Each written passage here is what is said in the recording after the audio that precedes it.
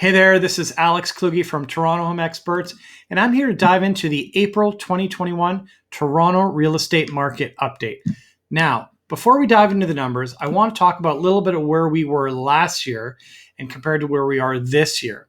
Obviously, last April was the start of the pandemic, so really businesses were shut down, we were all locked in at home, and really there was a lot of fear out there. No one really wanted to actively go out and view homes and purchase property.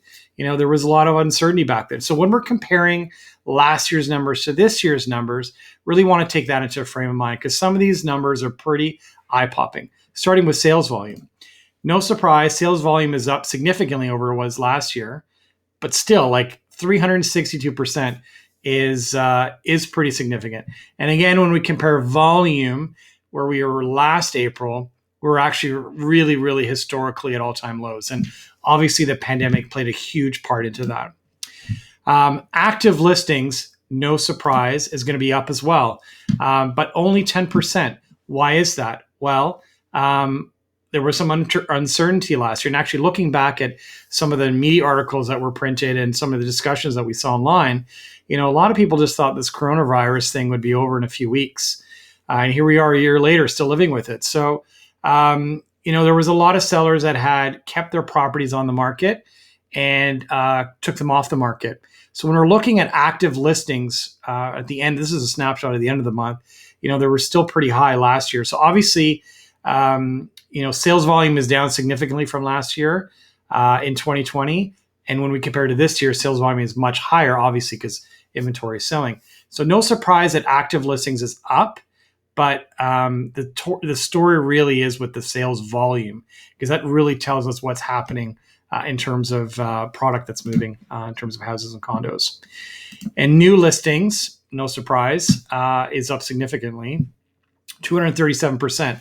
And, really, there weren't a lot of new listings that were being listed last April, because a lot of the inventory that was on the market back then was previously launched in February or March. So it was just sort of sitting there. So this is not a great metric to really compare overall health of the real estate market. But when you're looking at, in terms of sales volume, so forth, those are kind of the better metrics when comparing this April to a normal, quote unquote, April. So average price. So that's what gets a lot of the attention from not only homeowners, but media, and it's up 33%. So, most people are like, oh my goodness, wow, prices are up 33%. They're actually not. And really why we're looking at a snapshot in time, and that's really what you should be doing, is a snapshot compared to another snapshot. But taking the snapshot in April of last year versus this year isn't really the best metric of overall price increase. Because remember, last year, a lot of properties were taken off the market. Sellers decided to take the inventory off and said, I'm going to, wait till this passes over. Unless, of course, they had to. And when they had already purchased something and they were forced to sell, the average price then comes down. So the average price was artificially low last April. And this year, it's over $1,090,000, which is amazing. Like that's a very strong and healthy real estate market. Now, what's happening when we compare the numbers for freehold properties like a house semi-detached or a non-condo townhouse versus a condominium, so in either a condominium apartment or a condo townhouse? And that's where the more interesting story is, in my opinion. So freehold properties have actually stayed fairly stagnant over the last few months. The average price of a detached is, say, pretty flat. And I think that's, we've reached sort of a plateau in the market when it comes to, the detached homes. And I'm talking about GTA here. So obviously there's micro markets that we can talk about. But what I'm noticing is interesting is that we've kind of reached that plateau, whereas condos, on the other hand, was really having a tough time last year in terms of price appreciation and sales volumes and so forth. Like really, we hit the low of the condo market, I think, in November of last year. And what we've seen is month over month that average prices of condos are climbing back up. And if you listen to my or watched my video last month, I predicted that condo prices for average prices of a condo in Toronto would eclipse that of last year's peak, which would have been April. I'm predicting that's going to happen this June. So we're almost there. We're not quite there. We might actually hit it in May based on what's happening now, but we've seen a steady increase in prices for condos, whereas freeholds have been flat. So, and really where we're seeing the most growth of prices for condominiums is a downtown core, which makes sense because that was the most badly hit market last year, certainly at the end of last year, for resale condos. So now we're seeing a lot more enthusiasm coming back into the marketplace. Businesses are opening up soon, and hopefully we'll see restaurants open and really back to normalcy this summer. And I think really buyers are getting a head start. So there's still value if you're looking at buying a condo, especially downtown. But soon, and this summer, prices are certainly going to be higher than they were last year. So that window is closing for getting that value.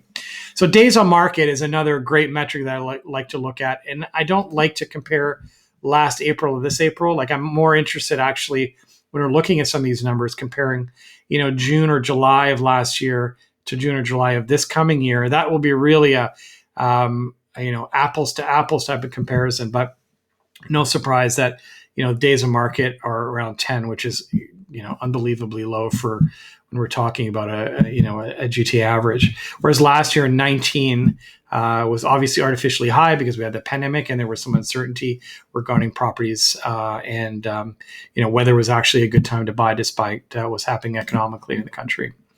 So months of inventory, as you know, this is one of my favorite stats to look at, and we're down to 1.3 months of inventory. So we're actually slightly higher than we were last month, but it's basically coinciding with what I'm seeing with the freehold detached market, where there's a little bit of a plateau. So typically when that happens, we're going to see months of inventory climb. Is that a warning sign? Is that a caution sign? Absolutely not. 1.3 is still historically low, and it's still very much a seller's market. But what's really anything below 2 or 1.92 is really a seller's market. And then once we get above those numbers, more into a balanced market. So not to worry. We're still in very much a seller's market, which is great if you're a seller. Obviously, if you're a buyer, it's frustrating because you're trying to buy something and often in multiple offer situations. But, as depending on what market you're in and where you're looking in, there is a little bit of that deceleration when it comes to the overall market in Toronto, especially for freeholds. So this concludes our month's video, and hopefully you enjoyed this video and you liked it. So smash that like button. Feel free to ask questions. We're always available on our social media channels right on the screen. You can always hit us up on email or phone. We're happy to answer your questions, see how the market affects you as a homeowner or prospective homeowner, because each market behaves so differently, whether you're in downtown Toronto, in York region, Halton region, Durham, North York. It doesn't matter because each market is very much, yes, there is a tide reaction to and correlation to many of the markets, but each micro market sometimes, especially we see in the last year, has behaved differently. So be sure to get in touch with us, and we're happy to give you answer any questions you might have about what's happening today in the market. Thanks so much for tuning in, and we'll see you next month.